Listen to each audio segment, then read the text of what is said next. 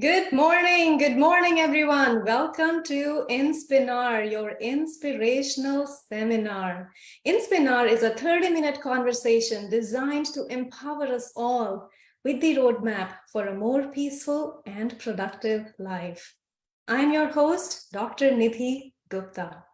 The question for today's episode is, what is your greatest gift to humanity? What is your greatest gift to humanity? This question is equal parts challenging and intriguing. And I can't wait to find the answer and maybe in that process discover what is my greatest gift to humanity, if there is one. To speak to the intention of this question, I'm honored, thrilled, and humbled to have Saurel Quettan as our guest on the show today. Good morning, Dr. Gupta. Good morning, Saurel. Welcome to INSPINAR. It's great to be here, great to be with you, and great to be participating in the contribution you're intending to make for your audience. I am all yours. Thank you, Saurel. Thank you, Saurel. So I'll begin by introducing Saurel a little bit here. I'd like to begin with a bit of an informal introduction, Saurel, and then the formal introduction that my speakers or my guests sent me. So I met Saurel almost a year ago in the context of appearing on his podcast, The Daily Huddle, that he co-hosts with Giovanni Gonzalez. After working with Saurel for a few months, I realized that Saurel is the kind of transformational coach who leaves you a better person than what you were before you met him. He leaves you more inspired, more motivated, more empowered.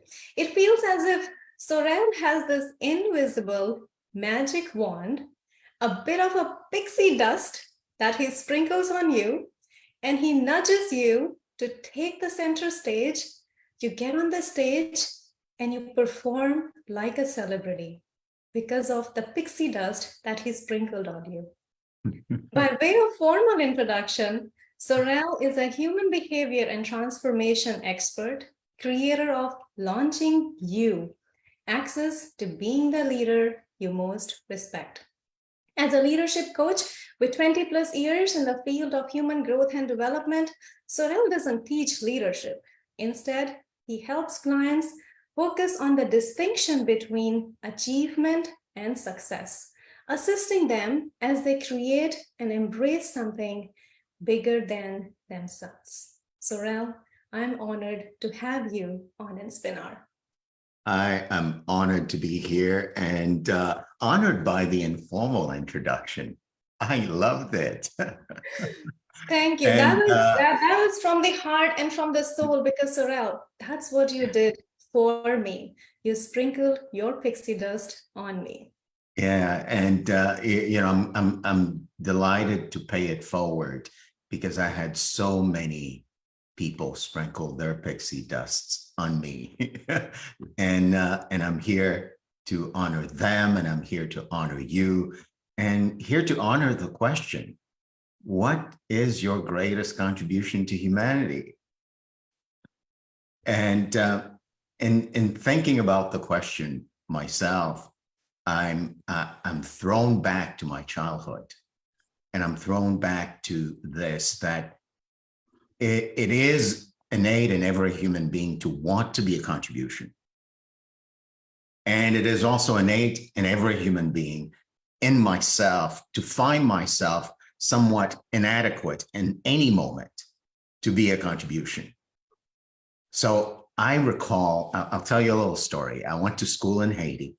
I was born and raised in Haiti, born and raised by parents who were both entrepreneurs by necessity. You know, it's not like you wake up in Haiti and go to a job. No, there's no such thing. My mother was a seamstress and my father was a mechanic. And they both loved me as they loved my brothers. And I recall this particular time in either the 5th or 6th grade, somewhere between there, where my father took me to one of those photo studios back then.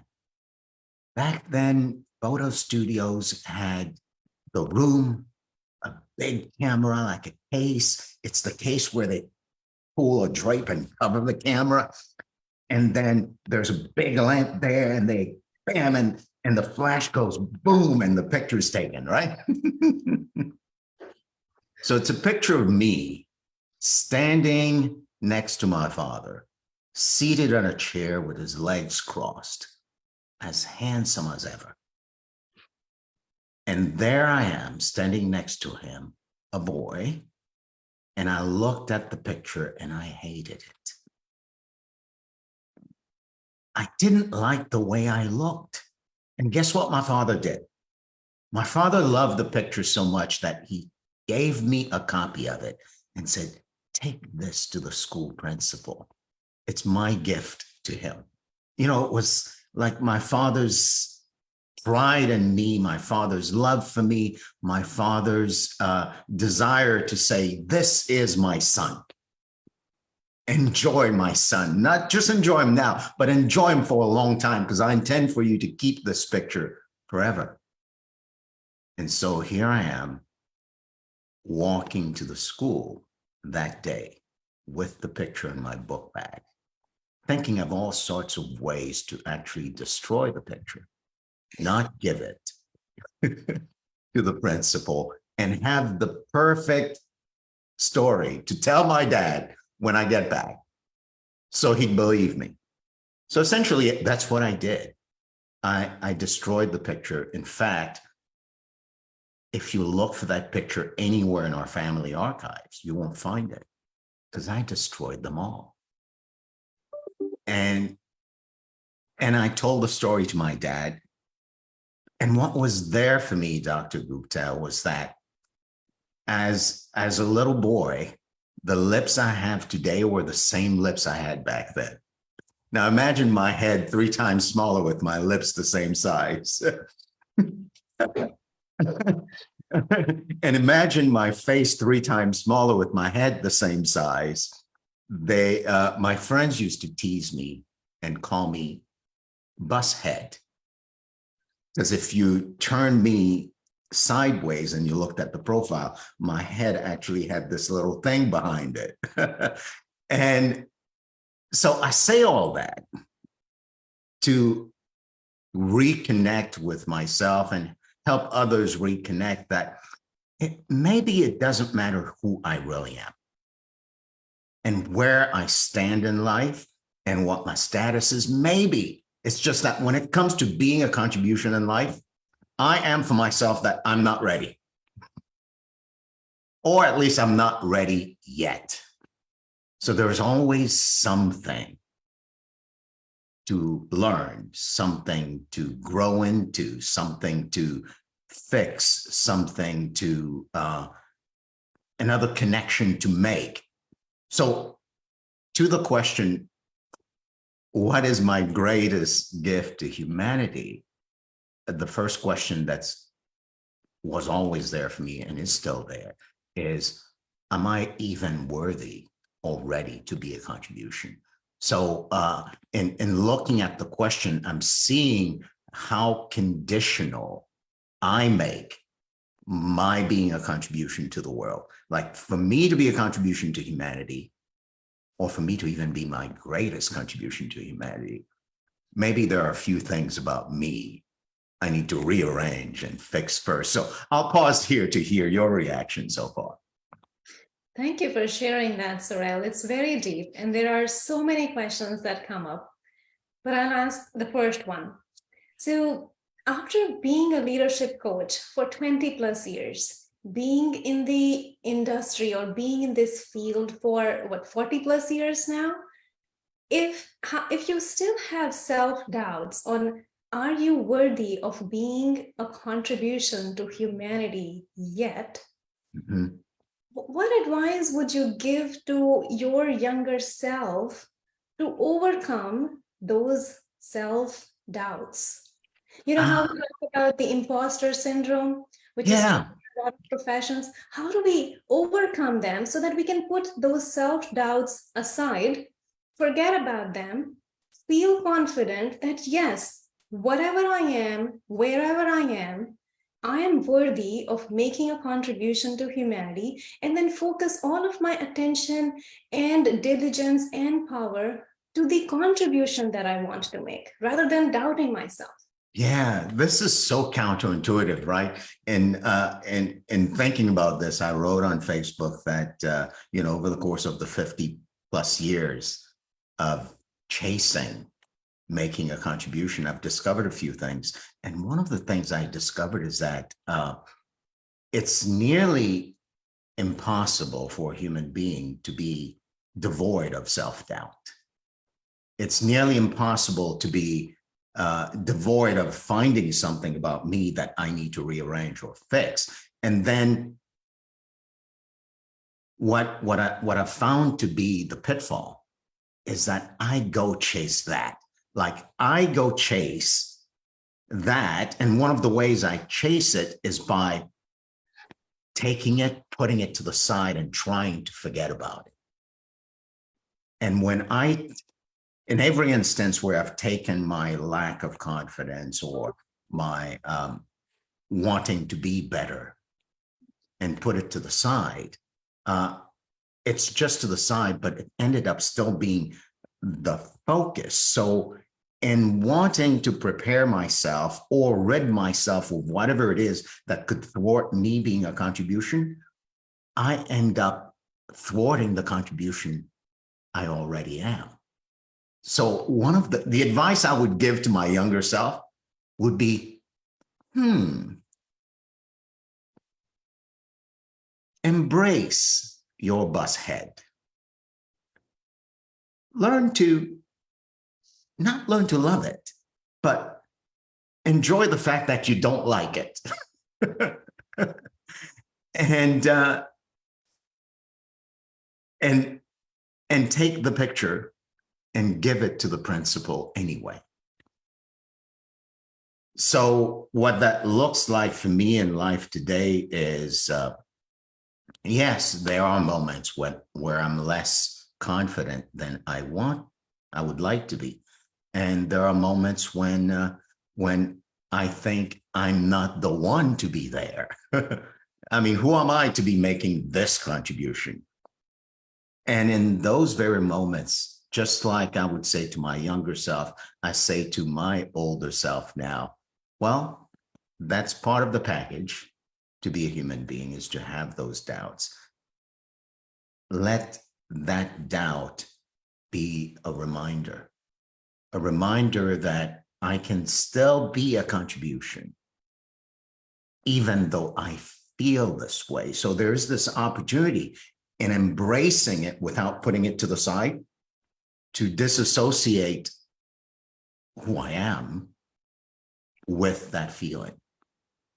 Because that feeling's there and it's going to be there. So there's a recent occasion.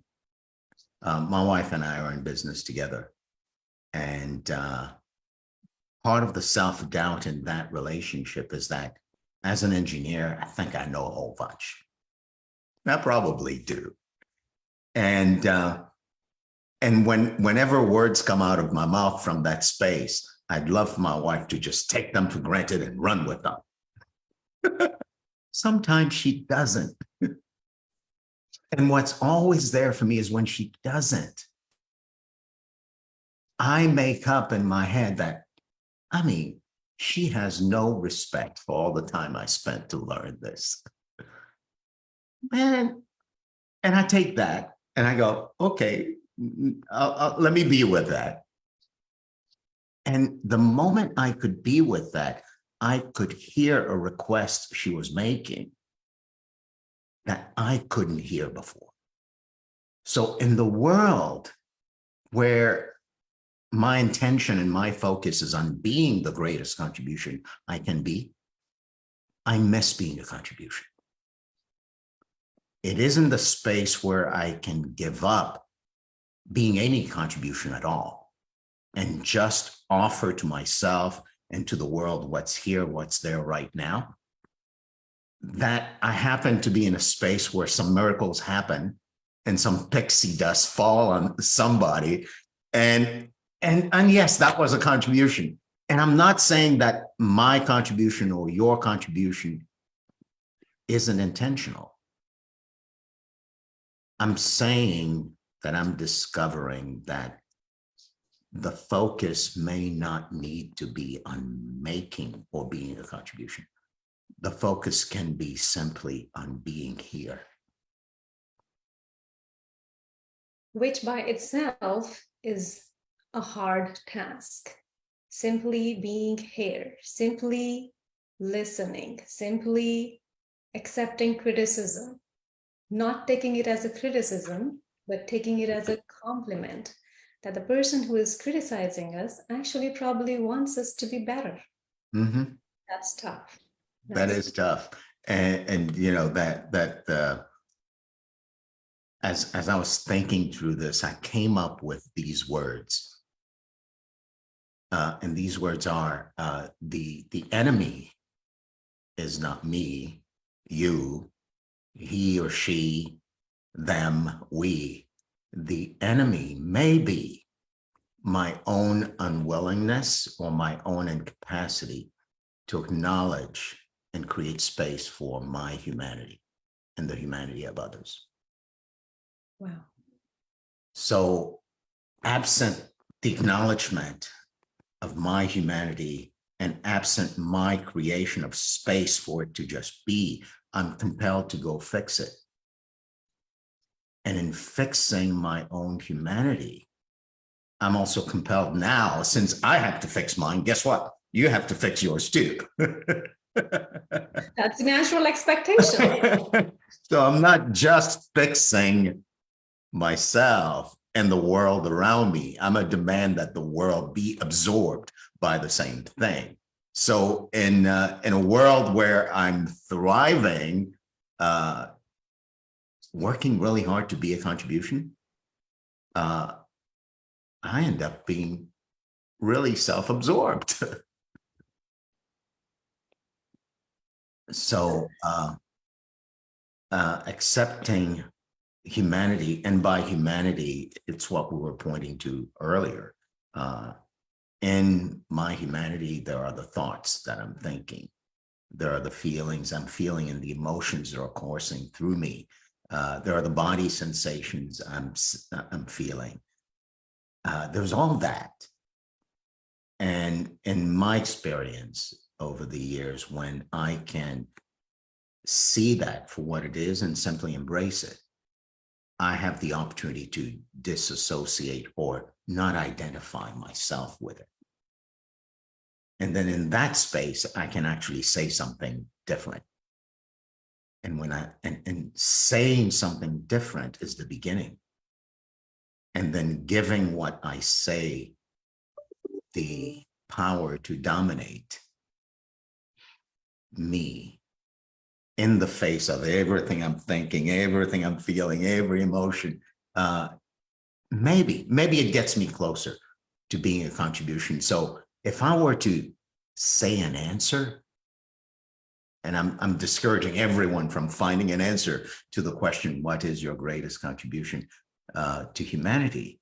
If I were to posit an answer, it would be this: that my greatest contribution to humanity is me practicing, discovering every aspect of my own humanity and sharing it openly. And that would be it. I could spend a whole lifetime doing that. And embracing other people's humanity. Creating space for that and acknowledging that. And embracing it. You know, as the engineer that I am, I wanted to create a whole new application for something that my wife, Susan, didn't need or want in the business. But it was essential for me to go there, because as I go there, I would get to prove how much I know. I would get to prove how good it is, and actually be a contribution. When really, is that doing nothing was the biggest contribution in that moment.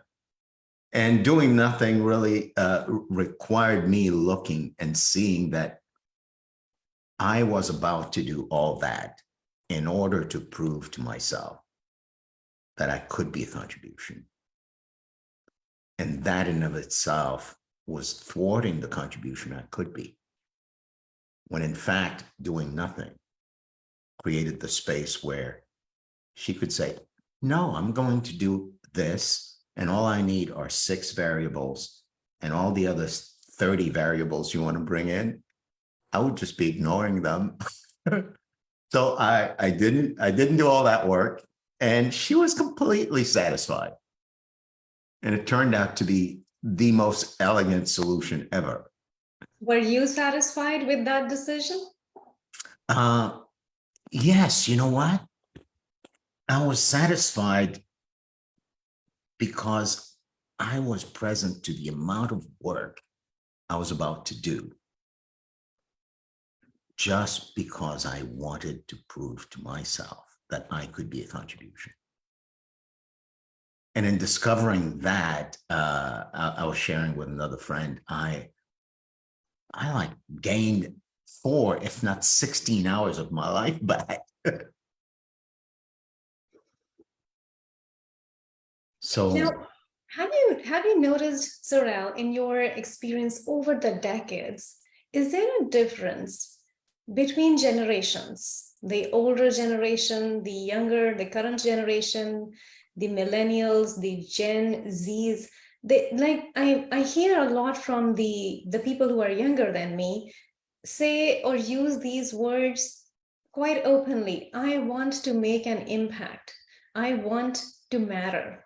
Those words were not in my conscious memory or in my conscious vocabulary when I was growing up. Is there something different in your observation over the course of generations that the younger people these days are so casually able to say it, I want to make an impact and I want to matter, versus the older generations keep it subtle? yeah, there is for me a big difference. And that big difference is not in the human beings themselves. That big difference is in the environment in which they grew up. So I'll take my parents, for example, the opportunity they had and the opportunity I have because of the work they did. When one looks at Maslow's hierarchy of needs, there are basic, fundamental physiological and safety, as well as personal needs at the bottom of the pyramid. And what I'm seeing, I'm from Haiti, and I would say 99.9% of the people in Haiti are working really hard to fulfill the needs at the bottom 2 rungs of the pyramid. And I'm seeing that when my focus is there, I have very little space in my brain to think about making a contribution to the broader society. I'm worried about my next meal. I'm worried about my safety. I'm worried about the future of my children, which could be dismal, right? So I think the millennials, the Gen Zs, the people who've come after me or after my parents were brought up in a different environment, an environment where the worry about their physiological needs, the worry about their safety needs, the worry about belonging somewhere and feeling loved and accepted, they didn't have to worry about that too much. And when you don't have to worry about that too much, then the human brain naturally gravitates toward what I believe. I'm a diehard optimist. I believe that everyone is born and wants to make a difference, and they're born with everything they need to make that difference and to be a contribution. And sometimes the environment creates the space where that happens naturally, or the environment is such that, yes, I could go there, but you know what? I really have to take care of this first. And one of my very good friends, Dr. Monica Agando, talked about spiritual bypass. And I want to morph that to say that when life hits me, when life hits you, we could say, you know what? We need to go pray. We need to go meditate. We need to go sit on the top of the mountain and with our legs crossed and our fingers crossed and hope for the best, like manufacturing a positive environment as opposed to being with what's so. So we don't, as human beings, I don't think we get to bypass life. We get to be with life the way it is. And the people who are saying right now, man, I want to have an impact. Guess what? They're saying that because they are innately built to be that way. And they have the privilege of not having to worry about their basic needs. The bottom of the pyramid has been taken care of them by their previous. Yes. I mean, you look at the United States, come on. I mean, yeah. And being a leader, in my view, like being the leader I most respect, demands of me that I take care of the bottom of the pyramid, not just for myself, but for the people around me, for the people who work for me, for my clients. Because, I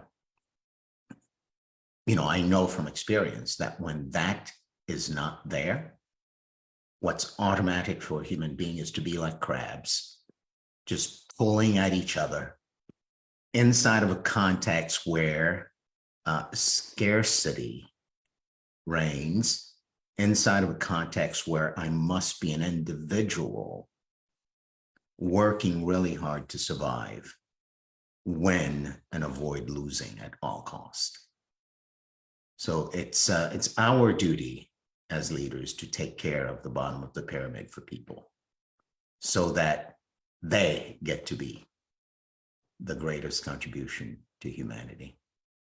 So that they can truly make the impact that they want to make. Yeah. And I'm not saying that it's impossible, because human beings are resilient. I am, you are, and we get to make a difference because we say so. I'm just saying that in an environment where the circumstances demand otherwise, I can and must rise to the occasion. And I think you have done a lot of work in Haiti. Is that your way of rising to the occasion for your people? It is my way of rising to the occasion. Back in 1999, I made what I call an impossible promise, and it is that Haiti's a developed country in my lifetime. And people will ask me, people say, Saurel, how are you doing at that promise? And I answer in two ways. In one way, I'm failing miserably, because if you look at the objective measures of what people say a developed country looks like, Haiti looks nothing like that. And I answer another way. The other way is Haiti being a developed country is not a goal to be reached. It is a place to come from and a context to live from. And I've made it my job as part of that promise to create the existence and sustain the existence of that context for my brothers and sisters in Haiti. I know, even though you encouraged us to not try to find an answer to our question, what is your greatest gift to humanity? I'm sensing that Saurel, your greatest gift to humanity is rising to the occasion for your brothers and sisters in Haiti. It is. And I accept that, because in the context of being the greatest gift I can be to humanity, giving someone like you the permission to declare which gift I get to be and letting your declaration run my life makes a big difference. Thank you, Saurel. Thank you for being here with us today. Thank you for sharing such profound insight. Is there anything you want to say to the audience, to our listeners, before we close the episode? I would say this. I don't know you from Adam, but I love you. I love you. Know that you're loved. And know that this love is the microcosm of the love that comes from the universe itself. Go forth and be just the way you are, because just the way you are is enough. Thank you for closing the episode with your pixie dust, Saurel. That is your pixie dust. Thank you, Saurel. I'll close the episode with a reminder to reconnect with the real. Let's reconnect with what truly matters. Let's reconnect with health, joy, and efficiency. Let's put those devices down. Let's ungrip devices and grip life. I will see you next week on INSPINAR. Thank you.